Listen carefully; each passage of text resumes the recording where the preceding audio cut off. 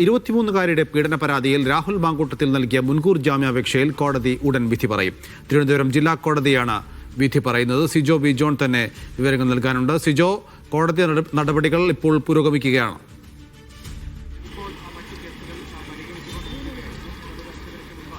കോടതി ചേർന്നിട്ടുണ്ട്. രാഹുൽ മാങ്കൂട്ടത്തിലിന്റെ ജാമ്യാപേക്ഷയിൽ വാദം പൂർത്തിയാക്കിയിരുന്നു. അതിനുശേഷം വിധി പറയുന്നതിന് വേണ്ടിയിട്ട് ആദ്യമേ ഉണ്ടാകുമെന്നാണ് പ്രതീക്ഷിച്ചിരുന്നത്. പക്ഷേ ഈ കേസ് 36ാമത്തെ ഐറ്റമായിട്ടാണ് ലിസ്റ്റ് ചെയ്തിരിക്കുന്നത്. സ്വാഭാവികമായും ഒരുപക്ഷെ ഉച്ച കഴിഞ്ഞ് വരെ നീളാനുള്ള ഒരു സാധ്യതയാണ് നിലനിൽക്കുകയും ചെയ്യുന്നത്. ഇതുമായി ബന്ധപ്പെട്ട പോലീസ് ചില റിപ്പോർട്ടുകൾ കൂടി കോടതിയിൽ സമർപ്പിച്ചതായിട്ടുള്ള വിവരമുണ്ട്. കാരണം രാഹുലിനെതിരെ കൂടുതൽ വകുപ്പുകൾ ചുമത്താനുള്ള തീരുമാനം അന്വേഷണ സംഘം എടുത്തിരുന്നു. നമ്മൾ ഇന്നലെ റിപ്പോർട്ട് ചെയ്തതാണ്.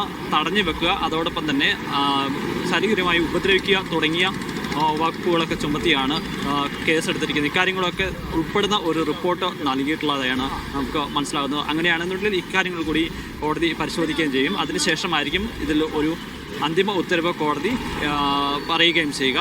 എന്തായാലും ജാമ്യം നൽകണമെന്നൊരു ആവശ്യമാണ് രാഹുൽ കോടതിയിൽ ആവർത്തിച്ചിരിക്കുന്നത്. പക്ഷേ ശക്തമായി എതിർക്കുകയാണ് പ്രോസിക്യൂഷൻ ഈ നടപടിയെ. കാരണം ശക്തമായ തെളിവുകൾ രാഹുലിനെതിരെ ഉണ്ട്. ബലാത്സംഗം നടന്നതായിട്ടുള്ള മൊഴികൾ ലഭിച്ചിട്ടുണ്ട്. ഇത് തെളിയിക്കുന്ന മറ്റ് തെളിവുകൾ കൂടി ഉണ്ട് എന്നുള്ളൊരു കാര്യം പ്രോസിക്യൂഷൻ അറിയിക്കുകയും ചെയ്തിട്ടുണ്ട്. എന്തായാലും വൈകാതെ തന്നെ ഇന്ന് തന്നെ ഇതിൽ ഒരു ഉത്തരവുണ്ടാവുമെന്നാണ് പ്രതീക്ഷിക്കപ്പെടുകയും ചെയ്യുന്നത്.